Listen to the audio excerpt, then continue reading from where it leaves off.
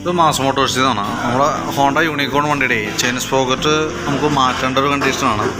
അപ്പോൾ നമ്മൾ chain sprocket മാറ്റാൻ വേണ്ടിയിട്ട് അഴിച്ചാണ്. അപ്പോൾ അതിൻ്റെ ഈ ഫ്രണ്ട് സ്പോക്കറ്റ് ഉണ്ടല്ലോ, സ്പോക്കറ്റ് പിടിപ്പിക്കുന്ന ഷാഫ്റ്റിന് തേയ്മാനം വന്ന് നല്ല രീതിയിൽ ഒരു തേയ്മാനം വന്നു പോയിട്ടുണ്ട്. ഇപ്പോൾ ഈ കാണുന്ന ഈ ലെങ്ത് ഉണ്ടല്ലോ, ഈ മില്ലിങ്ങിൻ്റെ ഈ വീതി തന്നെയുണ്ട് ഇവിടെ ഉള്ളതിന്. അത് നമ്മൾ സ്പോക്കറ്റ് ഇട്ട് നമ്മൾ ലോഡ് ചെയ്ത് ഇങ്ങനെ ഓടിക്കുന്നതിൻ്റെ അനുസരിച്ചിട്ട് തേയ്മാനം വന്ന് ഇനിയിപ്പം നിസ്സാരം കൂടി ഉള്ളൂ സംഭവം വിട്ടു പോകാനായിട്ട്. കാരണം എന്ന് വെച്ച് കഴിഞ്ഞാൽ അതും കൂടി കഴിഞ്ഞ് കഴിഞ്ഞാൽ സ്പോക്കറ്റ് പിടിക്കാതെ വെറുതെ ഫ്രീ ആയിട്ട് പറയുന്നത് ആ ഒരു സിറ്റുവേഷനാണ്. ഇനി അടുത്ത ലെവൽ അതാണ് കേട്ടോ. അപ്പോൾ തൽക്കാലം ഇപ്പോൾ ഈ കണ്ടീഷൻ ഇങ്ങനെ കിടന്ന് ഓടും. അടുത്ത സ്റ്റെപ്പ് വരാമെന്ന് പറഞ്ഞു കഴിഞ്ഞാൽ അതാണ് സംഭവിക്കാൻ പോണത്. ഇത്രയും ഭാഗം തേഞ്ഞു പോയേക്കാം. അത് കൊടുത്ത് ഇത്രയും ഭാഗം തേഞ്ഞിട്ട് ഫുള്ള് എടുത്തു പോയേക്കാം. ക്യാമറയിൽ കൃത്യമായിട്ട് കിട്ടുമെന്ന് കണ്ടാണ് കറക്റ്റായിട്ട് അറിയാൻ പറ്റും നമുക്കത്.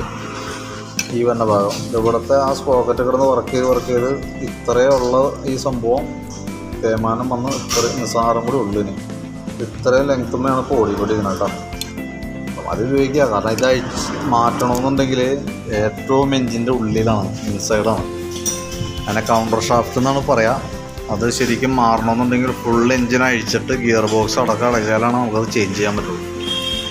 അതല്ലെങ്കിൽ പിന്നെ ഉള്ളൊരു ഓപ്ഷൻ എന്ന് പറഞ്ഞു കഴിഞ്ഞാൽ എന്തായാലും അത് മാറേണ്ടി വരും. തൽക്കാലം ഓടിക്കുക. പിന്നെ കംപ്ലൈൻറ്റ് വരുന്ന വർഷം ഇതുമ്പോൾ വെൽഡ് ചെയ്ത് തൽക്കാലം അങ്ങ് പരമാവധി ഉപയോഗിക്കാമെന്ന് മാത്രം. അതൊരു പരിഹാര മാർഗ്ഗമല്ല. 100% നമുക്ക് ചെയ്യാമെന്ന് പറഞ്ഞു കഴിഞ്ഞാൽ ഷാഫ്റ്റ് മാറ്റി കളയുക എന്നുള്ളതാണ് ഏറ്റവും ബെറ്റർ. പക്ഷേ അതിനിപ്പോൾ തൽക്കാലം ഇപ്പോൾ ചെയ്യാനൊക്കെ ഉണ്ടാകും. കാരണം അഴിക്കണമെന്നുണ്ടെങ്കിൽ ഫുള്ളായിട്ട് എഞ്ചിൻ അഴിച്ച് നമുക്ക് നല്ലൊരു എമൗണ്ട് നമുക്ക് ചിലവ് വരും ഇത് അഴിക്കണ സമയത്ത്.